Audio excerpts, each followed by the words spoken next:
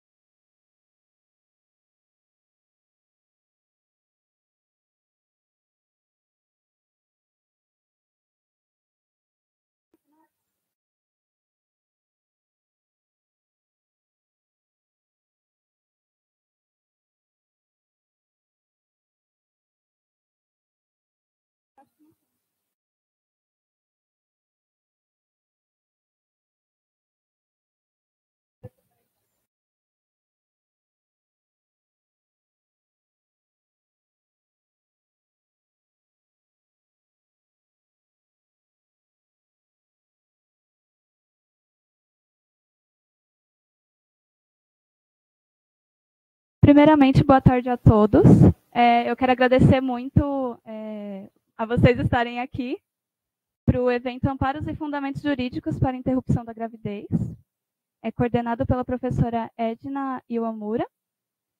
E a gente também trouxe as convidadas doutora Suzane Mei Huang, que é médica e ginecologista na Maternidade Escola de Vila Nova Cachoeirinha, onde chefiou o serviço de atendimento às vítimas de violência sexual até 2023.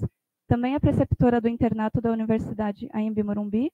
Possui graduação em medicina pela Universidade Federal de Uberlândia, mestrado e doutorado em pesquisa e cirurgia pela Faculdade de Ciências Médicas da Santa Casa de São Paulo. E também a doutora Tatiana Campos Vias Fortes, defensora pública do Estado de São Paulo, coordenadora do Núcleo de Promoção e Defesa dos Direitos da Mulher, o NUDEM São Paulo. Ela é graduada pela Pontifícia Universidade Católica de Campinas, com especialização em Direito Processual Civil pela Escola Paulista de Magistratura, especialização em Psicossociologia de Juventude e Políticas Públicas, pela Fundação de Sociologia e Política de São Paulo, FEPESP. Nós agradecemos muito a colaboração de vocês. Eu tenho certeza que a gente vai aprender muito com toda a experiência que vocês têm. E vamos iniciar a nossa roda de apresentações.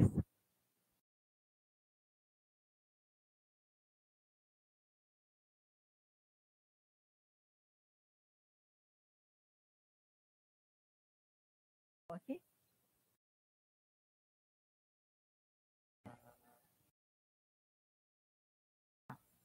Então, boa tarde a todos e queria agradecer, então, a presença de todos. Esse é mais um evento do programa de extensão chamado SOS Vamos Revelar, atenção às vítimas de agressão sexual, e a necessidade de a gente organizar essa mesa e discutir os fundamentos jurídicos para a interrupção da gravidez no Brasil é de extrema relevância, especialmente em um contexto onde direitos sexuais e reprodutivos são amplamente discutidos, mas nem sempre são respeitadas ou garantidas. Então, a legislação brasileira, ela estabelece restrições rigorosas para a prática do aborto, permitindo apenas em casos muito específicos, como risco de vida para a mulher, gravidez resultante de estupro ou anencefalia fetal, conforme decisão do Supremo Tribunal Federal.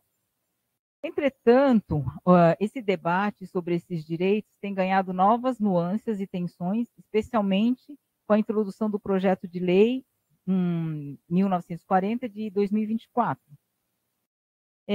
Essa lei, então, nós vamos pedir para a doutora Tatiana ela esclarecer do que ela trata, né? E também abordar esse tema sob uma perspectiva jurídica é fundamental para compreender as implicações dessa proposta de lei, tanto no que diz respeito aos direitos constitucionais e às normas de direitos humanos, quanto à realidade social e à saúde pública no país. Então, a análise de PLs como esta demanda um olhar atento e comprometido para assegurar que os direitos fundamentais sejam preservados e que políticas de saúde sejam efetivamente direcionadas para a proteção e o bem-estar das mulheres, considerando o papel do Estado na garantia de uma saúde reprodutiva segura e respeitosa. Dentro desse programa que a gente tem, o SOS, a gente discute várias questões de direito, né? Eu não vou falar só algumas, de 2013, que trata da assistência a vítimas de violência sexual. Então, são já leis da Constituição Federal, e que são os pilares legais que delimitam o direito à interrupção da gravidez em casos específicos, como eu mencionei. No entanto, essas regulamentações são frequentemente alvos de debate e desinformação, né? Então, o que reforça a necessidade de esclarecimento amplo e acessível para a população, e aqui na universidade eu acho que é um canal propício para isso, né? Então, a sensibilização e educação da sociedade em relação a esses direitos é crucial para garantir a efetividade das conquistas legais e para combater a discriminação e o preconceito enfrentados pelas mulheres que buscam acesso a esses serviços. Então, a gente tem essa lei desde 1940, só que ao proporcionar novamente, então, à população uma compreensão clara e precisa sobre os direitos e amparos jurídicos disponíveis, é possível fortalecer a conscientização sobre a importância da saúde reprodutiva e promover um ambiente de apoio e respeito que contribua para o avanço das políticas públicas e para a garantia de direitos fundamentais no país. Então, para isso, hoje nós trouxemos duas especialistas com competências, né, que atuam diretamente nesses serviços. E aí eu vou pedir para a doutora Suzane apresentar, ela já veio aqui no ano passado, falar um pouco do serviço que ela coordenou e atualmente está suspenso, né? Então, eu vou passar a palavra para a doutora Suzane. Está funcionando isso aqui? Só para quem está lá, então tá bom. Bom, aqui fica bom, aqui eu apareço lá, não sei. Só para saber mais ou menos onde eu posso ficar. Tá bom. Eu só preciso controlar,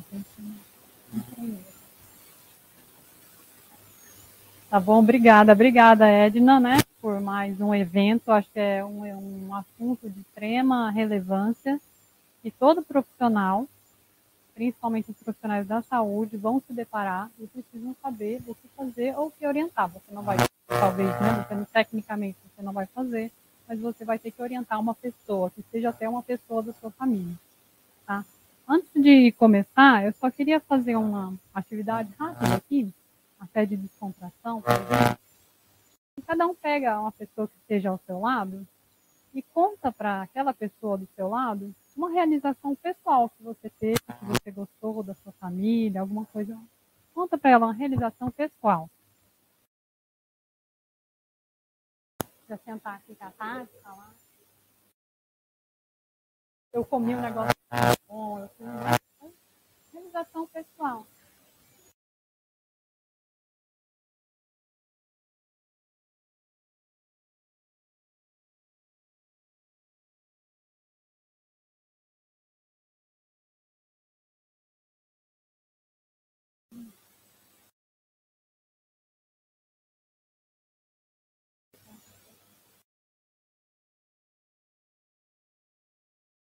Já contaram aí realização pessoal? Então agora conta aí uma realização profissional. Vocês são jovens, mas ali na faculdade eu estou tentando uma bolsa, uma realização profissional. Okay.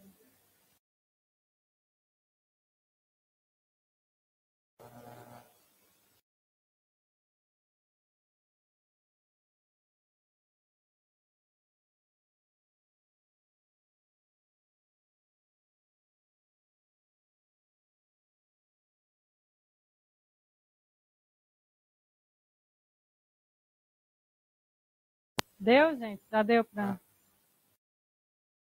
Deu para falar mais ou menos ali? É bom que vocês já se conhecem, né? Então agora, vocês vão contar uma realização sexual.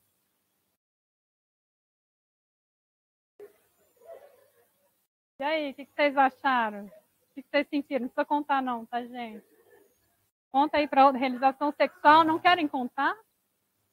Né? Imagina a vítima, né, de estupro, que chegar num serviço e falar para uma pessoa que ela não conhece, uma não realização, né? Na verdade, é um evento, né, ruim em relação à sexual, né? Então, né, vocês iam contar uma realização sexual, nem isso vocês fizeram.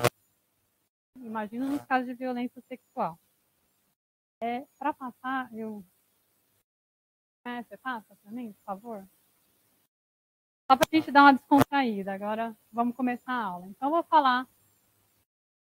Antes de falar um pouquinho do serviço em si, né, de aborto legal, né, de atendimento às vítimas de violência sexual, vou falar um pouco do histórico aqui do nosso Brasil. Pode falar, pode passar. Então, aqui no país, eu não vou falar muito da legislação, porque a Tati vai falar mais, né, mas aqui desde 1940 está no nosso Código Penal, então, o aborto em duas situações, né, o aborto necessário, que se não há outro meio de salvar a vida da gestante, está bem assim no nosso Código Penal, tá, isso aí tem muitas reflexões, porque então é só se ela está com o pé na cova, ou você pode, né, fazer um pouquinho antes de chegar lá, né?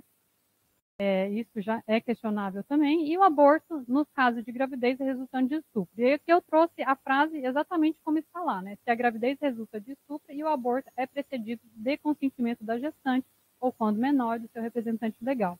É isso. A única exigência, então, que está no nosso Código Penal é a assinatura de um termo de consentimento. Só que mesmo assim, desde 1940, a gente tendo essa permissão no nosso Código Penal, o primeiro hospital que começou a fazer aborto legal no nosso país foi o Hospital Jabaquara em 1989. Né? Esse programa de aborto legal foi criado no governo da Erundina, tá? E foi uma das estratégias de redução da mortalidade materna. Que maravilha, o aborto estava sendo discutido na saúde para reduzir a mortalidade materna. Tá? Então ela criou, aí tem o número ali da norma, né, da portaria que foi criado, né, o primeiro serviço de aborto legal. Parece que tinha um no Rio de Janeiro, em 1988, eu estava estudando, que começou antes, mas assim, oficializado mesmo foi esse do Hospital Jabaquara, que hoje já não existe mais também. Pode passar. Então foi lá no Hospital Jabaquara, com o apoio, né, do governo, da prefeitura, junto com a Secretaria Municipal de Saúde, Secretaria Especial da Mulher, e o apoio dos conselhos de medicina, tanto regional e federal, que começaram a debater o tema, porque antes não se falava, né, em relação a isso. E como vai fazer? Né? A lei fala que pode fazer, e fala que tem que assinar um termo. E como que nós vamos fazer? Como que a gente vai começar a fazer? Né? Então, eles começaram a limitar ali os abortos até 12 semanas de gestação. Eles sabiam que na época não existia limite de idade gestacional, mas, para começar, né, eles tinham um receio. Sabe-se que, com o aumentar da idade gestacional, aumenta os riscos. Eles não queriam ter riscos maiores, então eles começaram a limitar até 12 semanas. Exigiam um boletim de ocorrência de todas as pacientes que procuravam o serviço, com laudo pericial, que servia ali, vamos falar, como uma prova, né, de que ela foi estuprada, e a assinatura também do termo de consentimento.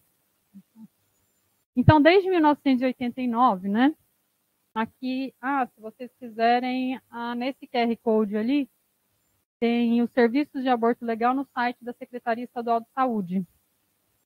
Né? E vocês vão ver que o fato de estar no Código Penal, né, de que a lei permite, não é significado que aquela pessoa vai ter acesso ao aborto legal. E isso é muito importante vocês entenderem. Então, desde 1940 até 1989, o que será que acontecia até lá? Né? Vários abortos, né, de forma insegura, né, de não na forma legal, como deveria ser feito na saúde. Então, em 1989 tinha um serviço, né, de aborto legal. Em 2009 foram para 60 serviços, mas nem sempre todos esses 60 serviços cadastrados realmente faziam algum aborto legal. Em 2013 foi para 68.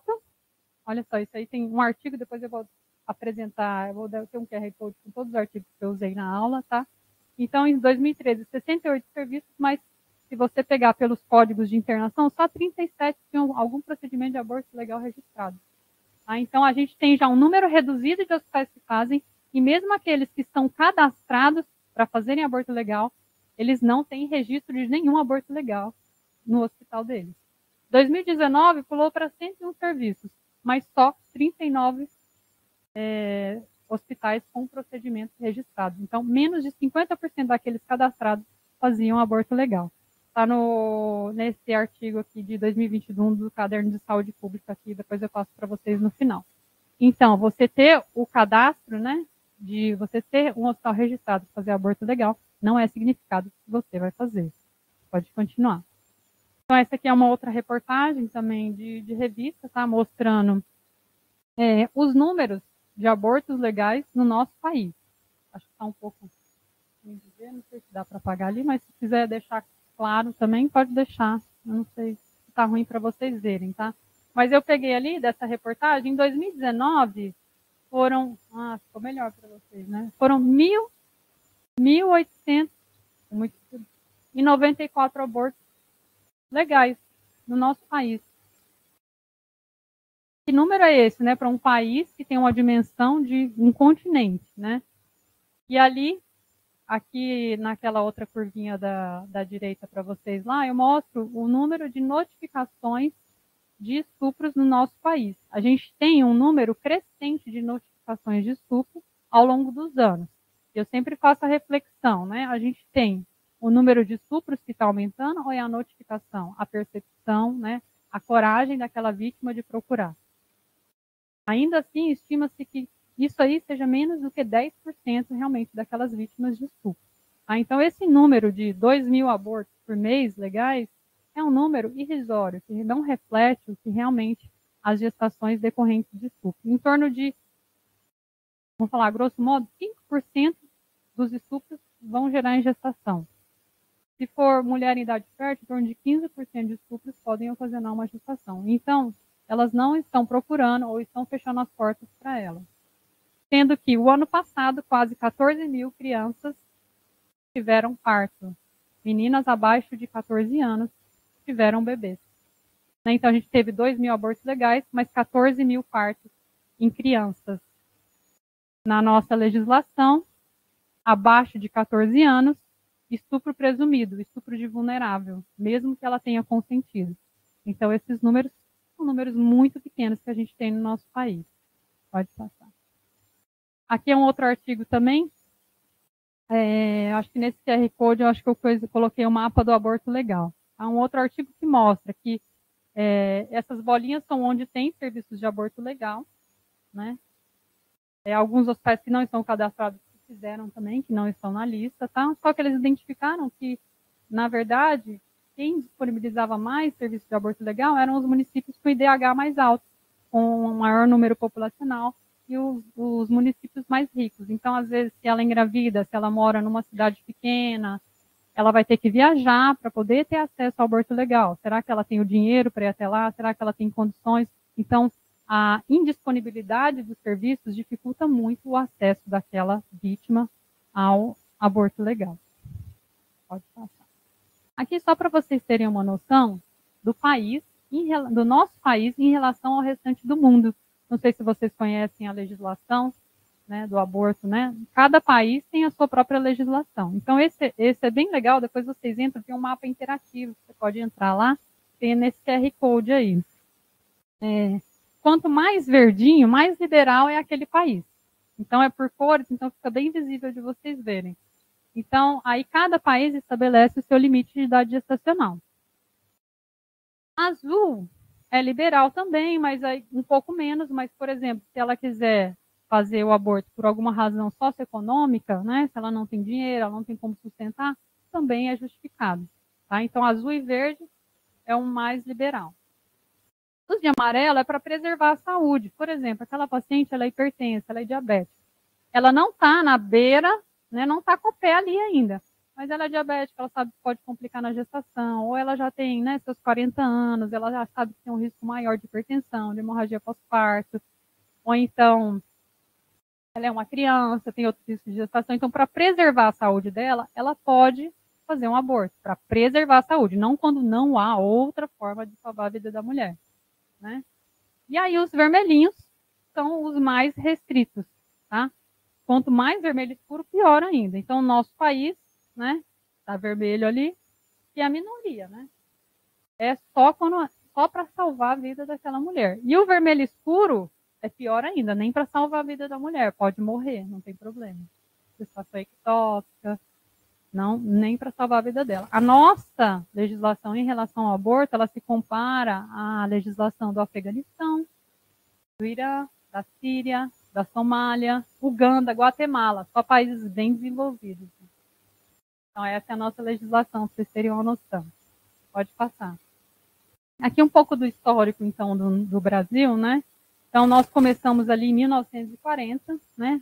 Com o nosso Código Penal, permitindo um aborto legal em casos de estupro e risco de vida à mulher. Só em 1989, o primeiro hospital lá se declarou que ia começar a fazer aborto legal, o Hospital Jabaquara.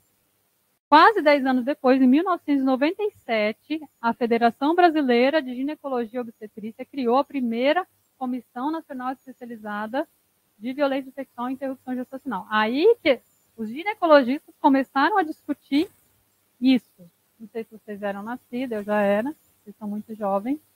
Tá? Então, é muito recente, né, essa discussão da violência sexual. Em 1999, o Ministério da Saúde se manifestou, 1999. Né? Nós estamos em 2024, em pouco mais de 20 anos. Né? Então, criou a primeira norma técnica do Ministério da Saúde em relação ao atendimento às vítimas de violência sexual e o aborto legal. E essa norma técnica utilizou os mesmos critérios que o Hospital Jabaquara fazia. 12 semanas, boletim de ocorrência obrigatório, né? Ninguém sabia ali, foram várias reuniões, o que fazer, mas não precisa de boletim de ocorrência. Mas a gente vai pedir, porque a gente precisa, né? Então, ainda não tinha nada muito regulamentado. Em 2005, teve uma atualização da norma técnica do Ministério da Saúde, e aí, pelo menos, eles regulamentaram que o boletim de ocorrência não era obrigatório, né? Então, você não precisa ir na delegacia para ter um cuidado de saúde. Né? Vou falar isso que eu vou deixar bem claro para vocês isso. Ainda limitando até as 12 semanas. Em 2012, a norma técnica teve uma nova atualização e aumentou para 22 semanas. E veio também a anencefalia, né, pelo STF. E depois, em 2020, eu vou mais rápido, porque eu já estou com muito tempo aqui, começou-se a discutir também que não existia limite de idade gestacional e ampliou ali para mais de 22 semanas. Porém, o Ministério da Saúde, até hoje, ainda não se manifestou em relação a isso. Manifestou, mas levemente só. Pode continuar. Porque essa questão da idade gestacional é muito importante que vocês entendam. Tá? Porque existe um conceito de aborto espontâneo, tá? Sendo completo ou incompleto, um conceito da medicina, da ginecologia, que é a morte embrionária ou fetal, não induzida, ou passagem dos produtos da concepção antes de 22 semanas de gravidez, ou pesando menos de 500 gramas. Então, esse é um conceito de aborto espontâneo, é um conceito da medicina. Então, porque aborto, se for acima de 22 ou não, o aborto induzido, segundo o novo Código Internacional de Doenças, a última atualização, é a expulsão ou extração completa de um embrião ou feto, independente da idade gestacional, após a interrupção de uma gestação em curso por meio medicamentoso ou cirúrgico que não resulta em um nascido vivo. Por quê? Após as 22 semanas, você vai ter uma viabilidade fetal, né? Está ali no limite da viabilidade, e existe a chance de expulsão com os sinais vitais. E não existe a possibilidade da expulsão com sinais vitais, mas não deixa de ser um aborto. Tá? Então, acima de 22 semanas, você precisa fazer a assistolia fetal para que não corra o risco de ter a expulsão com sinais vitais. Pode passar o próximo. E existe uma dificuldade muito grande, né, do médico, dos profissionais de saúde, de prover o aborto legal. Primeiro, porque não se ensina isso, né, em momento nenhum. Na escola, na faculdade, ninguém fala, ninguém quer falar, ninguém pode falar sobre isso. Né? Até hoje isso acontece. E o médico fala, não, mas eu sou a vida, eu vou defender o feto, eu defendo a vida, eu não mato ninguém. Né? Ou então ele tem medo, às vezes até quer ajudar, mas tem medo de infringir a lei, de ser processado. Né? Tem medo de ser discriminado por colegas, pela sociedade. Né? Nós estamos vendo isso hoje, está acontecendo. E o principal, o temor de ser enganado pela mulher. Como que eu vou saber se ela está mentindo ou não? E aí vocês vão ver, né? A gente já fez um exercício aqui no início, que é muito difícil você chegar, né, num lugar, primeiro você tomar a decisão de que você vai fazer um aborto, não é uma decisão fácil de tomar, e a outra você chegar lá e contar sucessivas mentiras. Né? Então, vamos tirar isso de cabeça. Pode continuar. Eles acham que vai abrir um serviço de aborto legal, que vai montar ali uma fila de mulheres, né, já para fazer o aborto. Fila de mulheres mentirosas querendo fazer o aborto. Tem mais uma foto. Ou então elas vão direto da balada e já vão lá para a fila do hospital para fazer um aborto, certo? Pode passar mais um. Então, existe uma dificuldade muito grande desses profissionais de saúde de atenderem as vítimas de violência sexual. Por quê? Ali é o desconhecimento da lei, da norma técnica, de como fazer, de como prover esse tipo de atendimento, que ninguém quer ensinar, ninguém quer falar, não pode falar, né?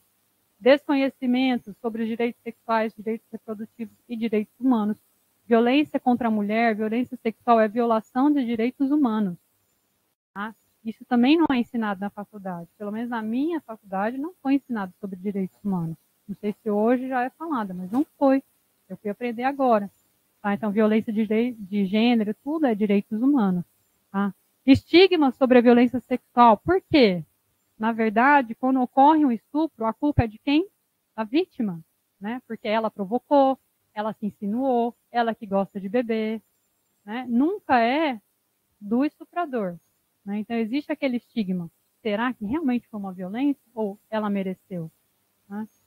E mitos e barreiras sobre o aborto, a proteção do feto, quando começa a vida, estatuto do nascituro, né? Várias discussões políticas que aí tomam conta e você esquece que o aborto é saúde. Né? É que deve ser discutido na saúde. Não é que abortar faz bem para a saúde, mas que deve ser discutido na saúde e não na política. Pode passar. Então, para regulamentar os serviços de aborto legal, existe uma portaria, isso é do SUS, tá? De 2005, né, que dispõe sobre o procedimento de justificação e autorização de interrupção da gravidez nos casos previstos em lei no SUS.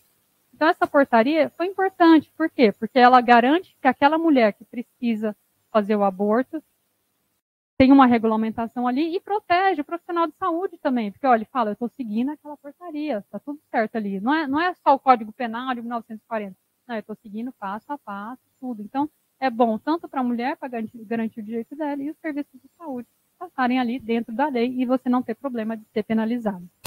Pode continuar. E aí, caso, né? Então, eu sempre reforço, que o serviço de saúde tem o quê? Ele tem que garantir a saúde. Serviço de saúde, quem investigar crime é polícia? Não é, a gente acabou de falar aqui no início, né? Não, o serviço de saúde tem que garantir o direito à saúde daquela paciente. É que se confunde muito, porque ela foi vítima de um crime. Tá? Mas, quando você está no serviço de saúde, você vai acreditar no que ela está falando para você. Você não vai ficar investigando, ai, mas será que é mesmo? Será? Não sei se. Talvez você vai tentar tirar, por exemplo, de uma criança, para tentar entender se você vai precisar dar uma medicação ou não, mas não você quer saber se é verdade ou não para poder fazer um aborto. Ela está falando para você, você vai acreditar. E caso ela seja muito boa mentirosa, a lei também garante para você que você não vai ser punida se você achou que ela estava te falando a verdade, mas ela não estava, você também foi enganado por ela. Então, pode ficar tranquilo, ó. É isento de pena quem por erro plenamente justificado pelas circunstâncias supõe situação que, de fato, se existisse, tornaria a ação legítima. Então, você prestou um atendimento, você achou que era tudo certo, você fez. Então, você não vai ser punido, pode ficar tranquilo. Pode passar. Então, diante de uma gestação decorrente de estupro, né, aquela vítima, aquela gestante que procura o serviço de saúde, você vai dar as opções para ela. Ela pode manter a gestação, né? Você vai oferecer o pré-natal e o parto, e aí ela pode escolher inserir aquela criança na família, ou a entrega protegida, que é a adoção, ou ela vai escolher fazer o aborto. Né? Quantas pessoas, muitas vezes, carregam com elas, né, as mães solteiras, que podem ter sido vítimas de estupro, e levam o filho para ela e nem procuram o serviço de aborto, porque ela já escolheu ficar com a criança para ela. O serviço, ele é composto por uma equipe multiprofissional. Tá? Multiprofissional por quê? Né? Ela precisa de uma assistente social, de uma psicóloga, uma médica, enfermeira, porque cada profissional ele vai conseguir ter um olhar ampliado da paciente para você conseguir entender a melhor forma que você possa ajudar ela. Ah, eu preciso de tanto profissional para a gente tentar entender se ela está falando a verdade ou não? Não, não é isso. Cada um tem um olhar diferenciado para a paciente.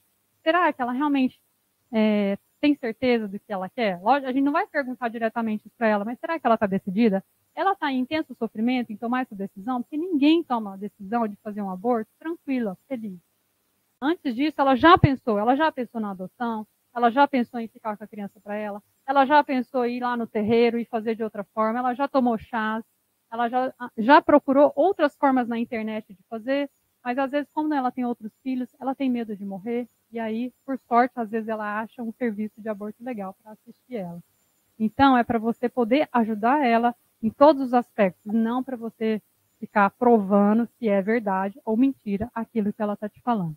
Então, o atendimento, ele é multiprofissional. Precisa de um acolhimento adequado, uma escuta qualificada, de uma forma que você não revitimize aquela pessoa que já passou pelo maior dos seus sofrimentos, né? A primeira paciente que eu atendi foi em 2017, né, que eu assumi o serviço lá. Ela falou para mim, ficou muito marcado, eu nunca esqueci. Ela falou assim, quando eu achei que o pior já tivesse acontecido comigo, foi ser estuprada, aí eu descobri que eu estava grávida. Então, quer dizer, foi pior ainda, né? Foi outra apunhalada que ela levou ali. Então, ela já chega muito fragilizada. E aí, se você expõe ela, se você não dá um bom atendimento, um bom acolhimento, ela vai virar as costas e ela vai procurar alguém que faça da forma legal. Porque ela não foi bem atendida, ela não sentiu segurança, ela já está fragilizada. Então, ela vai embora. Então, o acolhimento inicial é muito importante. Não discriminar, manter o sigilo, a privacidade daquela paciente, a discrição é extremamente importante. Tentar fazer o processo rápido, né? Ai, volta semana que vem, volta na outra, volta na outra. Não, tentar fazer o processo de uma forma rápida, porque ela traz um sofrimento muito grande. E cada dia com aquela gestação é mais um dia de sofrimento para ela. Jamais julgar, né, ou duvidar da palavra da vítima. Pode passar, tentando rápido. Então, sempre, né, nós tentávamos fazer esse atendimento multiprofissional no mesmo dia. Às vezes ela passava o dia inteiro lá, dava comida, tudo, para que ela pudesse fazer tudo, a gente seguisse todos os passos e ela pudesse fazer tudo isso de uma vez só, para não ter que ficar voltando, né, diversas vezes ao serviço. Às vezes ela vem de outro município, né, e ela viaja, então para ela é muito difícil. Outro detalhe, um detalhe besta, ela internar sem necessidade, e alta, sem necessidade de acompanhante, porque normalmente quando vai internar, você precisa levar um acompanhante para assinar. E quando você vai ter ela, você precisa de alguém para assinar também. Como que ela vai falar? Ela não contou para ninguém. Muitas vezes elas não falam para ninguém. Então, como que ela vai chamar alguém para buscar ela? Ó, eu abortei, agora você tem que assinar minha alta. Não, então, assim, uma adaptação ali do serviço que precisou para poder, para não expor mais aquela paciente, né? Um leito mais reservado, que normalmente no hospital público a gente deixa em enfermarias, né, com várias pacientes, então tentava se deixar ela num leito reservado, num quarto sozinha, para que ela não tivesse que contar a história dela para outras pessoas. E aí isso individualizava, porque tem gente que gosta, que gostava e ficava tudo bem. Eu tô acabando. E sempre oferecer um método contraceptivo, porque na maior parte dessas pacientes, né, o que aconteceu foi que elas não estavam usando nenhum método, então é um excelente momento para você poder oferecer um método contraceptivo para elas. Eu acho que está acabando. Então, quais são os documentos que a portaria exige? O relato circunstanciado, esse vai ter animação, que ela vai escrever com as palavras dela o que aconteceu naquele dia, que é extremamente constrangedor. Eu falei para vocês falarem, né? Aqui ela vai ter que escrever. Eu, fui vítima de crime de violência sexual na seguinte circunstância. Fui estuprada, ele me pegou desse jeito. Tem que escrever. E depois escrevendo as características do agressor, se ela lembrar.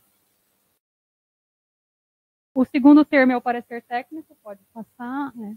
E aí esse é o médico que assina, é um técnico que ele tem que atestar que a idade gestacional que ela veio, né, é compatível com a data que ela falou que foi estuprada. Então ali é a comprovação ali que ela foi estuprada naquele dia. E se não bater a idade gestacional, e é super difícil bater a idade gestacional, por quê? Ela não tem uma memória cronológica. Ela tem o quê? A memória sensorial, memória sensitiva. Ela vai lembrar da música que estava tocando naquele dia, do cheiro, muitas, falando do cheiro, da roupa que ele estava usando, mas ela não vai lembrar que dia que era aquele. Então, mas você precisa de um dia para comprovar. Então, às vezes você perde ali 1 hora para tentar tirar uma data ali da cabeça dela.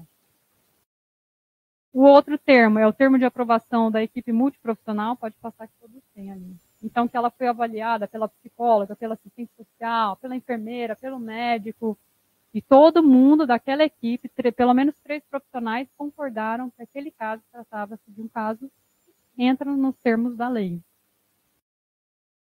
O termo de responsabilidade, quem está com medo de que ela está mentindo, este é o termo que ela assina. Então, por meio deste instrumento, eu, né, assumo a responsabilidade penal decorrente da prática dos crimes de falsidade ideológica, caso as informações por mim prestadas não correspondam à legítima expressão da verdade. Então, ó, se ela estiver mentindo ali, ela assinou.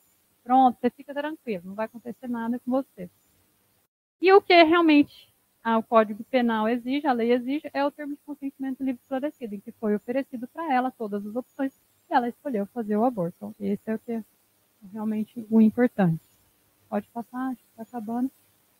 Das técnicas eu não vou falar, das técnicas de aborto, mas aqui a gente tem uma restrição medicamentosa, a gente não tem o mifepristone, que é uma medicação que poderia acelerar o processo de aborto, a gente não tem, ele é restrito no nosso país.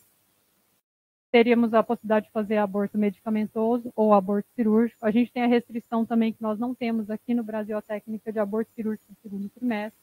Também não temos. Pode passar. E com a pandemia, existe um serviço em Uberlândia que começou a fazer também o aborto medicamentoso por telesaúde. Então, você pode, não veio ali a telemedicina, né? Quem nunca fez aqui uma teleconsulta hoje em dia, né? Depois da pandemia. Então, é possível você dar uma assistência também remotamente para aquela paciente fazer o aborto medicamentoso nos casos selecionados. E aí não esquecer, então, que o aborto é um cuidado em saúde, gente, é saúde. Então, nós, como profissionais ali, profissionais, porém, da saúde, temos que tratar o aborto como saúde, não só como um crime. Aqui tem um QR Code com todos os artigos que eu usei. Se vocês quiserem pegar, é uma pasta. Desculpa, eu passei do tempo. Muita coisa para falar.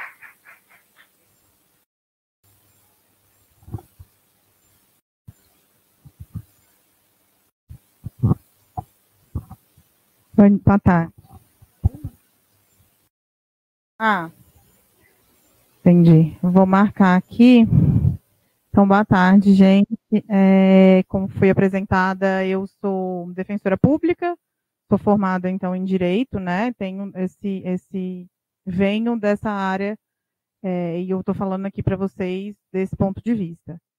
A gente já teve uma aula aqui com a Suzane, eu acho que ela tem mais experiência na prática, talvez, do que a gente do mundo jurídico, mas eu só queria complementar uma coisa que fica muito claro, eu acho, para todo mundo que atua com isso, com direitos sexuais e reprodutivos, que falar em aborto não é falar, deveria, mas não é falar sobre saúde, não é falar sobre lei, não é falar sobre o que é permitido ou não é permitido, é falar sobre o controle dos corpos das mulheres.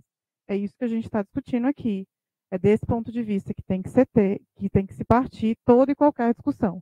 A gente pode apresentar para vocês o que está na lei, o que a melhor técnica da medicina adota, mas fato é que tudo o que foi feito através de uma escolha que se entende, né, qual que é o papel da mulher na sociedade, qual que é o papel da maternidade, quem pode ser mãe, quem não pode ser mãe, quem que escolhe como isso é feito. Então, eu preciso que vocês pensem a partir dessa perspectiva, porque o que a gente tem hoje na lei, ela está amparada por diversas experiências em outros países, por legislações internacionais. Tem países muito mais avançados, com escolhas políticas de descontrole dos corpos das mulheres muito mais avançadas. Não foi uma inovação legislativa o Brasil permitir, em 1940, que se entendesse a possibilidade de aborto em alguns casos. Isso já acontecia em outros países, isso já estava amparado por uma legislação internacional que há muito tempo vem falando que direitos das mulheres são direitos humanos, que parece ser óbvio, mas a gente está partindo de um pressuposto que, em tese, quem era, né, detentor de direitos a ser reconhecidos sempre foram os homens brancos, classe média, enfim. Então, esse reconhecimento internacional vem e o Brasil replica aqui, como a doutora pontuou, de uma maneira, inclusive, muito incipiente. Comparado com as legislações de outros países, nós ainda temos opções muito restritivas em casos que o aborto não é crime. E aqui é muito importante falar que nós estamos falando de hipótese de não criminalização. Não é que você não vai ser punido, ou você não vai ser presa, ou tudo bem, nesse caso eu vou te perdoar. A lei é clara. Não é crime praticar o autoaborto, praticar o aborto em outra pessoa, nos casos de que risco à saúde da mulher, nos casos, e o Código Penal está escrito expressamente estupro, e aqui eu vou entrar um pouco nesses detalhes, e um pouco mais para frente o Supremo Tribunal de Justiça reconheceu nos casos de anencefalia. Então, hoje, o status que a gente tem de permissivos legais são esses. O que é a hipótese de risco à vida da mulher? Risco à vida da mulher. Conforme a doutora Suzane falou, isso quer dizer que vai morrer daqui a 15 minutos, a 1 hora, amanhã ou não. Essa é uma discussão que, né, que a academia, as experiências fazem, o quão você pode exigir de uma mulher colocar a sua saúde em risco para a proteção de uma gestação. Então, não necessariamente você tem ali o resultado morte tão claro. Pode ser que ela tenha, por exemplo, um câncer de mama e ficar 9 meses sem fazer o tratamento, não necessariamente vai resultar no evento morte da vida dela. Mas é justo você exigir que ela assuma esse risco? Você pode interromper um tratamento de saúde, por exemplo, de uma condição de cardíaca, que, de novo, pode ou não pode levar a óbito. Mas que ponto que a mulher tem de escolher se quer ou não quer tomar essa decisão, de a que maneira ela vai ser simplesmente uma incubadora ali de uma gestação, ou se ela pode priorizar ali a própria vida.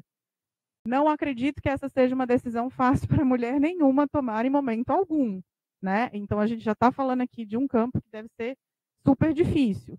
A gente sabe que existem muitas variáveis, né, na medicina, então também você dar um laudo do sentido de que precisa ou não precisa parar ou fazer ou interromper, imagino que é difícil. É o menor índice que se tem conhecido de abortos realizados em razão de risco à vida. Acredito que muito pela dificuldade desse entendimento, muito pela vontade das mulheres de não interromper mesmo em risco, e porque muitas vezes essas opções não são dadas às mulheres, né? Isso não é discutido com elas, e elas não sabem que existiria essa possibilidade. De qualquer forma, esse é um procedimento totalmente médico.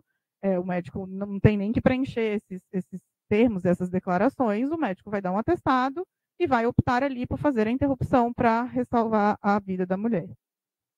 A segunda hipótese, então, é caso de estupro.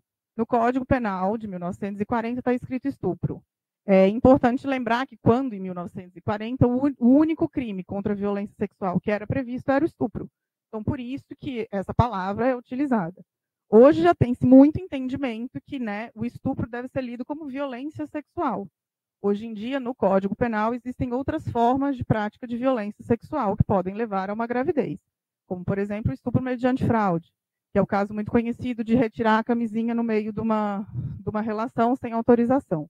Então, tem-se entendido, a maioria da doutrina, né, que quando a gente está falando de direito, que nesses casos também deve ser ampliado. Então, não se lê só mais estupro e lê violência sexual. Se aquela mulher ficou, né, grávida de uma relação não consensual, ela teria direito ali, né, reconhecida a violência, teria o direito à interrupção da gestação. De novo, não é necessário boletim de ocorrência. E aqui parece ser muito estranho você pensar, nossa, uma mulher foi estuprada e não quer fazer boletim, mas quer interromper. Aqui é uma demonstração clara de não conhecimento de como é um procedimento, como você é numa delegacia, de como que existe uma descrença no sistema de saúde, no sistema de segurança, no sistema judiciário. Então, ela, às vezes, não quer passar por isso. Existe muitas vezes que esse agressor é conhecido dela. A gente sabe que a maioria das violências, principalmente quando a gente está falando de criança e adolescente, ocorre com pessoas conhecidas dentro do seu convívio. Então, às vezes, para ela, até por medo, não é interessante ir numa delegacia fazer um boletim de ocorrência, o que não quer dizer que ela vai ter o seu direito à saúde negado. Isso é uma coisa que o tempo todo é falado. São esferas diferentes. Você não é obrigado a perseguir ninguém criminalmente para exercer um direito à saúde. É muito simples. E então, isso depois de um tempo foi reconhecido e hoje tem sim que não é exigido boletim de ocorrência. A gente sabe que em alguns lugares, principalmente no interior, saúde primária, que é quem recebe primeiro, é feito um incentivo ali de procurar a delegacia, de fazer um boletim, Mas, de novo, isso não é exigido, nem pela lei, nem pela regulamentação infralegal, que são as portarias. Você não pode se exigir o boletim de ocorrência. O que também gera uma dúvida, que às vezes acontece, é quando você está se falando de criança e adolescente. E aqui, voltando um pouco, quando eu falei de estupro, vocês têm que lembrar que existe no Código Penal a figura do estupro presumido, o estupro de vulnerável. Então, pessoas que não têm tal capacidade das suas cognições mentais e até 14 anos de idade é entendido como uma violência sexual, estupro presumido.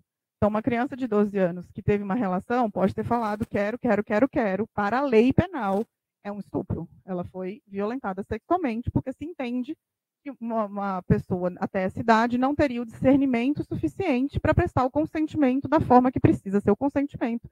Que não é simplesmente falar sim ou não, mas entender o que o sim ou não quer dizer naquele contexto.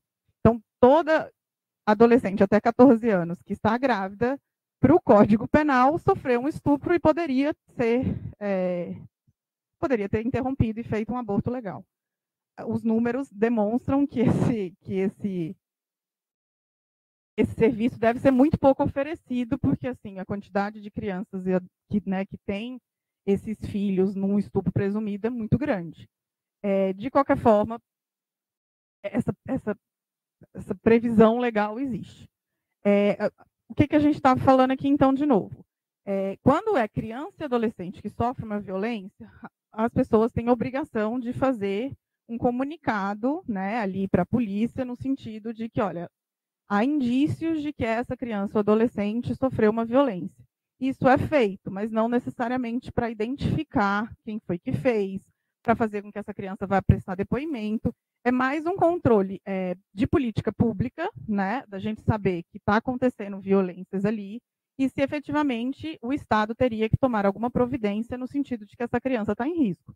Então, isso é feito, mas não no sentido de perseguir criminalmente quem foi o agressor, é mais no sentido de cuidado. Quando a gente está falando de mulheres adultas, é feito esse comunicado via Cisnan também, de que teve uma violência, se a mulher concordar.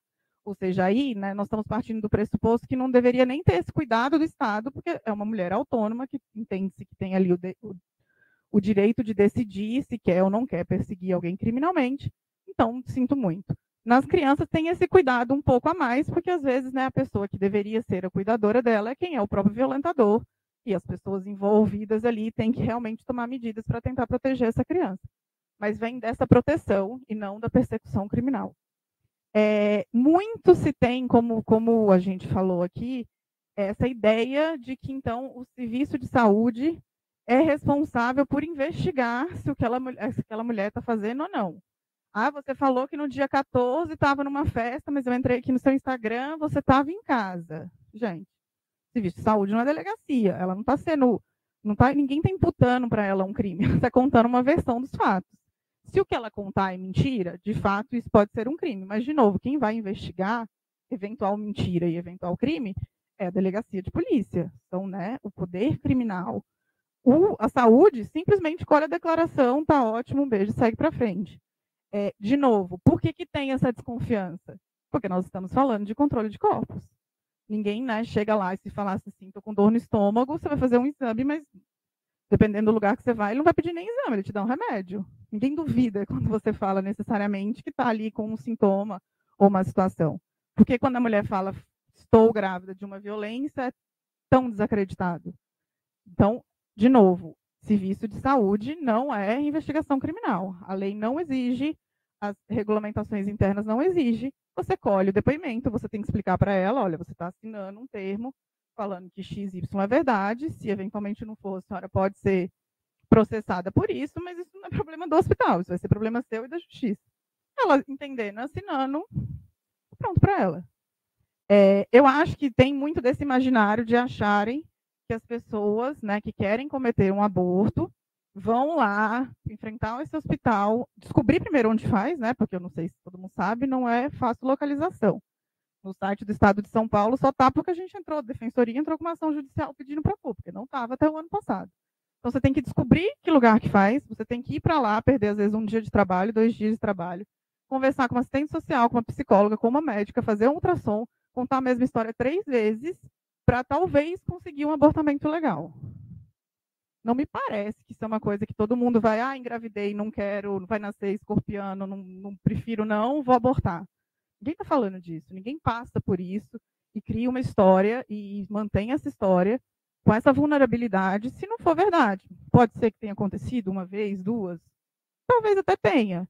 Mas, de novo, também, né, nós estamos falando aqui de um recorte.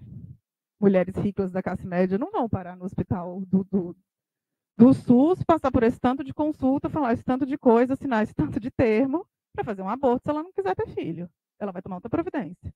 Então, a gente sabe que providência que é. Então, além de tudo é isso. Quando a gente está falando de controle de corpos de mulheres, a gente está falando de mulheres muito específicas. Não é de todas as mulheres, né? A criminalização do aborto e a permissivo do aborto legal, ele afeta um recorte muito claro de mulheres. Nós estamos falando aqui de mulheres, na sua maioria negras, nas suas maiorias pobres, nas suas maiorias primárias, elas não têm envolvimento com crime, não são, né, criminosas, contumazes. A sua maioria ela já tem outros filhos, elas têm ali, né, outros cuidados, outras necessidades. Então, para essas mulheres que a gente está falando, que são elas que vão procurar o SUS para fazer esse procedimento. E você liberar ou não liberar, toda a histórica dos países que liberaram demonstram que depois de um tempo não tem aumento da procura. As pessoas que iriam meio que são as que vão, só que vão com menos barreiras. Porque, de novo, gente, é isso. Nós estamos falando aqui de um estado como São Paulo, por exemplo, um estado que, né, super populoso, que se preza por ser, né, a metrópole. A gente tem aqui no estado de São Paulo 12 hospitais cadastrados que realizam isso. Se você pensar geograficamente, já é pouco. Desses 12, um só realiza gestação avançada. No Brasil, tem 3 hospitais que realizam gestação avançada, aborto legal. Brasil, né? Esse pequeno país. Essas informações não estão fáceis. Eu sei disso porque eu atuo com isso. A doutora Suzane sabe disso, que atua com isso. Não está disponível para todo mundo saber. O que estão se falando para essas mulheres numa UBS no interior da Amazônia, que só chega de barco? Vocês acham que estão disponibilizando? Não, tranquilo, vai lá. Então, assim, existem milhões de barreiras. A primeira delas é essa informação. Não são informações fáceis. Segunda, a revitimização. A gente sabe que essas mulheres muitas vezes escutam, né, quando elas vão relatar isso. Terceiro, é essa dificuldade de compreensão mesmo do que é a lei, o que é permitido, como que faz, como que não faz. Isso tudo somado, nós estamos falando aqui de mulheres que têm que passar por um processo altamente doloroso, eu não falo nem doloroso fisicamente, muitas vezes emocionalmente e fisicamente doloroso, para uma decisão sobre os seus próprios corpos, sobre o olhar de todas essas pessoas, o tempo todo. Porque é hospital que acha que é delegacia, judiciário que acha que é condutor da moral dos bons costumes, é a família dela que acha um absurdo ela ter ido na festa tal, que não devia ter ido, é o outro que fala, não, mas a gente fica com a criança aqui e a gente cuida, e você não precisa se envolver. Espera mais um pouquinho, aí você dá para adoção, é tão fácil dar para adoção, né? Você se livra disso. Enfim, é esse o panorama que se tem hoje no Brasil. Então, a gente fala que existe na lei é muito clara, na lei não fala de idade gestacional, e existem muitas leis que falam, principalmente nos países que são permissivos, a maioria deles apontam um limite legal, então está escrito, você pode abortar até 12 semanas. O Brasil optou por não colocar esse permissivo, e optou por não colocar esse permissivo em todas as hipóteses. Porque o que veio depois, né, com a resolução do CFM e a lei que aumentava a pena ali para a coisa. Não pode fazer a sistolia acima de 22 semanas nos casos de violência sexual. Ou seja, se for risco à vida ou incompatibilidade com a vida extrauterina, pode. Então, qual que é o problema? Não é a vida do feto, ou é? Porque, né, se for risco à vida, a gente ali tá ceifando uma vida do feto de qualquer forma, mas aí vale menos? A vida do feto vale menos ou vale mais? Então, é uma opção, obviamente uma opção. De novo, a gente não está falando aqui de melhor técnica de medicina, a medicina fala que é possível fazer, que tem técnicas, métodos que não colocam em risco, que não trazem sofrimento exacerbado. Não é sobre isso, é sobre uma opção. É você forçar aquela mulher ou aquela criança a ter uma gestação, a seguir com a gestação, mesmo que não foi ela que optou por ter essa gestação, né? obviamente, a gente do campo que eu falo, eu defendo a descriminalização do aborto como regra geral, né? Enfim, para mim não devia ser matéria de crime. Mas a gente não está nem entrando nisso, a gente não está discutindo nem avanço. Chegou num ponto nos últimos anos, e aqui em São Paulo, que ninguém está discutindo mais avanço. A gente está tentando impedir retrocesso. A gente está tentando impedir que uma lei cause um problema para crianças, adolescentes e mulheres que não existia. A gente está tentando impedir que fechem serviços, que já são poucos. De novo, são 12. Eu queria que tivesse 30, eu queria que todos esses 12 fizessem 22 semanas. Hoje a gente briga para que não feche, para que pelo menos não se dificulte ainda mais o acesso dessas mulheres a esse serviço. A gente tem que ficar brigando para que se entenda que serviço de saúde é serviço de saúde. O NUDEM, a Defensoria, acompanha casos de mulheres que estão sendo criminalizadas pelo crime de aborto. A gente faz o acompanhamento no Estado, já tem algum tempo, e 50% dos casos que as mulheres estão respondendo a processo de aborto, que também é outra mentira, né? Que todo mundo fala, mulher nenhuma vai presa porque fez aborto. Vai sim, tá? Vai, com certeza vai. E a maioria desses casos, a maioria não, 50%, a denúncia veio do hospital. É uma enfermeira, é uma médica que liga para a delegacia e fala, essa mulher fez um aborto ilegal, venha prendê-la. Tem mulher, tem homem, às vezes não é identificado quem exatamente foi a pessoa. Tem lugares que elas escrevem no BO. A doutora fulana de tal me ligou e falou que ela fez um aborto ilegal. Aí a delegacia vai lá e conversa com ela, questiona ela, passando pelo processo de aborto. Para o direito, isso é entendido como uma prova ilícita, porque você tem ali um dever ético, médico, de intimidade, de privacidade, que não pode ser quebrado. A pessoa vai no hospital buscando um serviço de saúde. Não se pode confundir um lugar de saúde com uma delegacia de polícia, porque senão se afasta mais ainda essas mulheres da saúde. Elas podem morrer em casa de hemorragia porque tem medo de ir para o hospital e ser presa. A gente tem conseguido algumas decisões que reconhecem justamente a ilegalidade dessa prova, no sentido, né, de que alguém que teria o dever ali de cuidado e de sigilo não pode iniciar um processo criminal. Muitas vezes, desses casos, também não tem sequer prova de que há concretude no método que ela fala que ela usou.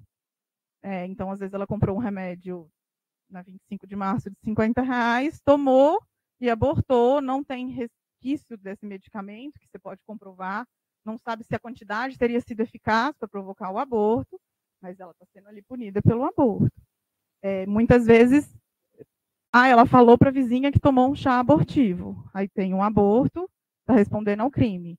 É muito difícil você separar, principalmente quando a gente está falando de uma gestação de primeiro trimestre, você excluir a possibilidade de ser um aborto espontâneo, né? Se você ali não tem efetivamente uma prova material de que houve a prática de um crime, para o direito penal, e aqui a gente trabalha com provas, não basta ela falar, olha, tomei um chá, dei 3 pulinhos, fiz uma prece, abortei, dei causa ao aborto. Você tem que ter usado um método idôneo para ser feito o aborto, né? Tomar chá de boldo pode ser abortivo, mas quão chá de boldo você tem que tomar para efetivamente abortar, né? Que tipo de médica, de pesquisa científica que aponta que, né, causa e efeito? No direito penal, a gente lida com causa e efeito. Você tem que ter tomado uma decisão que, por si só, deu causa ao crime. Então, vem disso aí, desse imaginário. A maioria dos processos começa com denúncias dentro da saúde. A maioria dos processos não tem prova que o meio idôneo foi feito. A maioria dos processos são de mulheres primárias, são de mulheres de periferia, são de mulheres com muitos filhos, são de mulheres que realmente se sentiram encurraladas. Muitas delas, inclusive, afirmam que a gravidez foi violência sexual. Muitas vezes, inclusive, do próprio marido. E que elas não sabiam que podia procurar, né, um método legal, que elas não se sentiram seguras para fazer isso através dos métodos legais. Então, é muito difícil falar de aborto legal sem pensar na criminalização do aborto. Porque, né, o fato do aborto ser ilegal leva muitas mulheres a se afastarem do aborto legal. Mesmo estando na possibilidade da lei, existir essa ameaça de que eu posso ser processada, de que eu posso ser criminalizada, afasta elas. E talvez essa seja uma das grandes barreiras, até para se discutir sobre isso. As pessoas têm essa dificuldade de discutir, que parece que a gente está falando de uma mini exceção que tem ali no código de vez em quando, né, o alinhamento dos planetas. Não é, gente, é muito claro. Os índices de violência sexual só crescem. Crescem todos os anos, em todos os lugares. São Paulo não é diferente. Os índices de violência sexual contra criança e adolescente só crescem. Então, assim, a gente tem que estar falando de ampliar. A gente tem que estar falando de discutir, de levar essa informação para as mais pessoas. A gente já está falando de pessoas, mulheres e meninas, que já foram violadas. Elas já foram violadas. A gravidez, por si só, é mais uma violação. E a saúde e o direito, criar mais barreiras para que ela tenha ali o acesso ao direito que é dela, é um absurdo. E, de novo, aqui tudo que a gente fala, não se pode esquecer que a gente trabalha sempre com a autonomia da vontade, né? Ninguém vai obrigar uma mulher a abortar. Se ela não quiser abortar, não aborta. Se a criança, né, mesmo se quiser manifestar interesse, uma adolescente de 14 anos falar não quero abortar, ela não vai abortar. Não existe. Ninguém vai forçar um procedimento de saúde em ninguém. Mas essa opção tem que ser dada. Essa opção tem que ser dada e isso não é um favor. Não é um favor do direito, não é um favor dos hospitais, não é um favor dos enfermeiros que atendem, não é um favor de política de saúde. É um direito delas. E está muito claro isso na lei. Para a gente que atua com isso, é mais claro ainda. Mas, de novo, é controle de corpos. E a gente tem feito um esforço muito grande de tentar, como eu falei, barrar esses retrocessos. Alguns anos atrás a gente estava discutindo avanços, né? Tem processos que correm no Supremo para falar, inclusive, da descriminalização até 12 semanas, do estado das coisas de aborto, mas isso está meio que parado, porque, de repente, a gente tem que discutir resolução do CFM que proíbe da cabeça dele e não pode fazer o que ele quer. O projeto de lei que agora fala que criança que mentir vai ser penalizada porque fez aborto. Então, a gente está retrocedendo, tentando parar o retrocesso. Mas eu acho que existe aqui também um pouco de, acabando meu tempo, de acalento para vocês. Acho que a gente está conversando mais sobre isso. Acho que, né, algumas medidas, até o próprio projeto de lei, o CFM, tiveram um resultado talvez inverso do que eles queriam, porque envolveu uma parcela da sociedade que não se atentava a esse tema, né? As pessoas foram na rua, e agora a gente está falando de criança e adolescente que foi estuprada, né? Então, eu acho que, ao mesmo tempo que a gente está combatendo retrocesso, eu vejo alguns avanços. Acho que o fato de vocês estarem aqui nessa hora escutando sobre isso é um avanço. A gente ter esses espaços cada vez mais, das informações estarem mais públicas, estarem ficando mais fáceis de acessar, né, de ter essas notícias acontecendo. Eu acho que isso a gente consegue talvez caminhar aí, porque infelizmente é isso. Primeiro a gente tem que fazer com que está na lei ser conhecido e acessado, para depois a gente conseguir brigar por avanços, porque a gente está muito aquém ainda do que poderia ser. É isso, gente. Obrigada.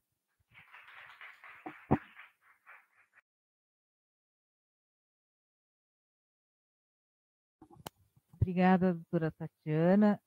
A gente teria mais uns 5 minutinhos para 2 perguntas ou 3, né? Porque a gente já avançou uns 10 minutos. Tá? Se quiserem sentar ali, alguém queria fazer alguma pergunta para a doutora Suzane ou para a doutora Tatiana?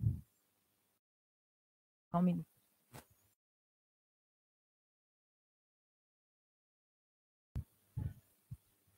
Bom, eu sou o Aníbal, eu sou professor aqui da escola e estou muito feliz de estar aqui, porque eu trabalho com esse tema há pelo menos 20 anos. Trabalhei com o Jorge Adalaft, que era do Jabaquara. Estou até emocionado aqui, vocês escutam. E também com o Cristião. A gente viajou pelo Brasil inteiro em 2015 para capacitar serviços, para atender as mulheres. E essa decisão do CFM foi uma facada na gente. E também a gente passou um momento político que também teve muito retrocesso, coisa que estava avançando. O médico foi obrigado a denunciar.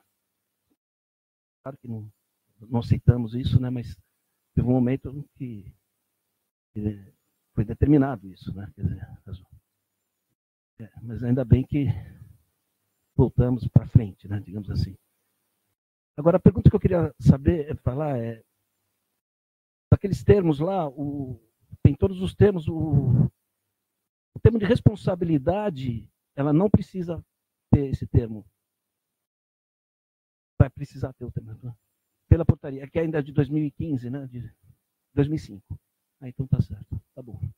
E a outra coisa, a sistolia fetal ainda já tá, não pode mais fazer ou ainda pode fazer? A minha dúvida é a seguinte: dá atestado de óbito para essas crianças? Sim, né? Porque ele nasceu, né? E vai ter que ser enterrado, né? É.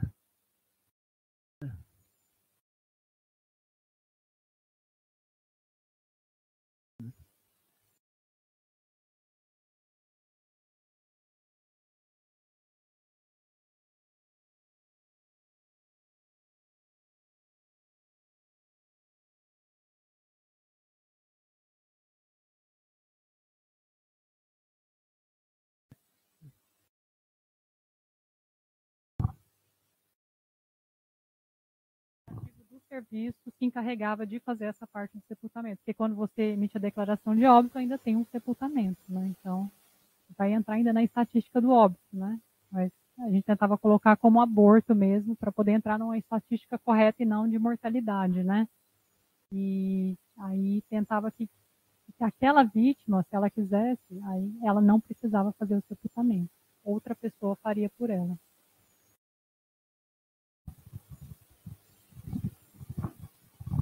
É isso, só explicar um pouco com relação à resolução do CFM, por decisão do Alexandre de Moraes, ela está suspensa. Então, não é decisão definitiva ainda, a discussão sobre a legalidade ou não dessa resolução está no Supremo, mas hoje o que tem-se é a decisão falando que é para fazer. Não existe essa proibição, principalmente vindo desse lugar, né? Que muito se discute se o CFM, como conselho de classe, teria poder regulatório para tomar uma decisão dessa, né?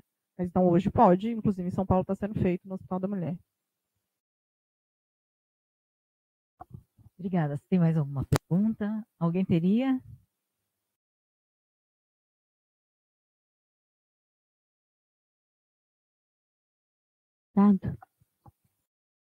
A transmissão ainda está acontecendo? Eu não sei não, tá? Bom, primeiramente eu queria parabenizar a iniciativa, pelo menos que eu tenha conhecimento, é a primeira vez que a gente tem esse tipo de discussão aqui. Eu sou professora aqui da Unifesp, da Escola Paulista de Medicina, de Biologia e Desenvolvimento. E é uma questão que em sala de aula eu dou aula para enfermagem, curso de enfermagem. Em sala de aula a gente acaba, né, principalmente curso de enfermagem, a gente, apesar de eu dar aula para o primeiro ano, a biologia de desenvolvimento é falar sobre saúde reprodutiva, falar sobre desenvolvimento e o assunto aborto. Então, assim, gostei muito que vocês falaram, né, dos medos que as pessoas têm e até projetos de extensão, muitas vezes, que a gente tem ideia de fazer. A gente desiste quando a gente começa a pensar nas consequências. Então, eu deixo aqui uma provocação, não sei se já existe, mas eu acho que seria o caso da gente começar a fazer um observatório de saúde reprodutiva com vários âmbitos de discussão, porque não adianta a gente fazer só uma vertente, né? A saúde reprodutiva ela acaba se esbarrando nos direitos reprodutivos e direitos sobre os corpos e outros nuances, principalmente relacionadas à saúde feminina, né? Mas eu acho também que um grande projeto que ajudaria a parte jurídica, que eu acho que um grande gargalo dessa discussão está justamente no falar só do aborto e não falar do evitar. E eu acho que um observatório, eu gostaria de saber, já existe uma iniciativa, uma união nacional assim, para a discussão dessas abordagens e um plano que seja aporte todas essas áreas, né, de discussão? Obrigada pelos seus comentários. aqui a gente tem profissionais, né? E a gente, como profissional, nós também sofremos, não são só as vítimas. Nós sofremos porque a gente tem que estar na lida e a gente tem que ficar entendendo qual seria o melhor procedimento, né? Então, não sei, Suzane. Acho excelente o que você falou e é o que precisa ser feito. Precisa tratar isso como uma questão de saúde sexual e reprodutiva, né? Porque hoje, principalmente na parte das mulheres, não se pode falar em saúde sexual, né? Porque a mulher que fala sobre isso, né, ela já é considerada, né, prostituta, então não pode falar, né? Então não pode falar na escola também, né? Porque acha que se falar de saúde sexual na escola vai ensinar as pessoas a fazerem sexo, né? E não é, né? Na verdade, até você pode ensinar na escola como que ela deve falar não, né? Porque se ela não quer, ela pode falar não, ela não é obrigada a ter, né? Que a mãe dela não é obrigada a ter relação com o pai dela só porque eles são casados, né? Então isso deveria ser ensinado, mas não é isso, entra uma questão cultural. E existe uma dificuldade muito grande você falar sobre tanto saúde sexual como aborto. Então, assim, nós temos, por exemplo, a gente tem um grupo de serviços que a gente fez, um grupo de WhatsApp, onde a gente discute os casos. Mas você não pode também divulgar muito, senão eles vão tentar ficar lá, entendeu? Assim, o grupo, tudo bem, é um grupo que a gente tira dúvidas de profissionais de saúde e tudo mais, isso não é. Mas se você faz uma coisa para você aparecer em algum serviço, eles vão tentar ali, né, não, isso você não pode falar. Ó, um órgão maior, um órgão regulador vai falar, ó, não, isso você não pode falar. Essa palestra você não vai poder dar. Entendeu? Então, é isso, é difícil você falar sobre isso. Não tem uma iniciativa nacional, um observatório, tem algumas coisas muito relacionadas à mortalidade materna, né? Muitos estudos foram feitos, inclusive, pós-Covid, que teve realmente, né, esses índices muito elevados, mas não existe, e, sinceramente, acho difícil sair do papel, porque mesmo o Ministério da Saúde, nesse governo, que seria talvez um pouco mais,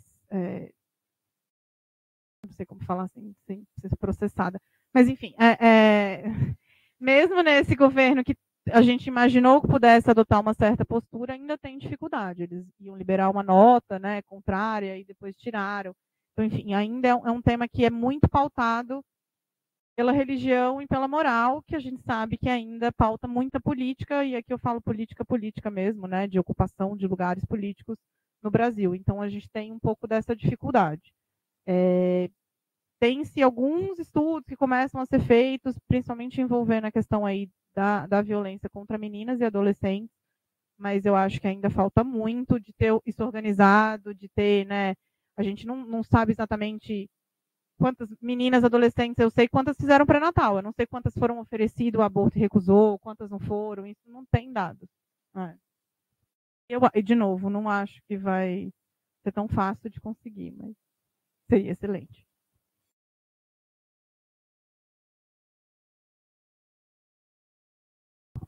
Da doutora Tatiane, da doutora Suzane, não é fácil esse tema e elas trabalham lidando diretamente com essas pacientes, né? E esse programa que a gente tem do SOS, que é da biomedicina, a gente coloca esse espaço para falar dessas questões atuais, para esclarecer, para conscientizar, falando de educação e saúde, né? Eu queria agradecer a todos por terem estado aqui até essa hora, na hora do almoço, né? Obrigada de novo pela palestra.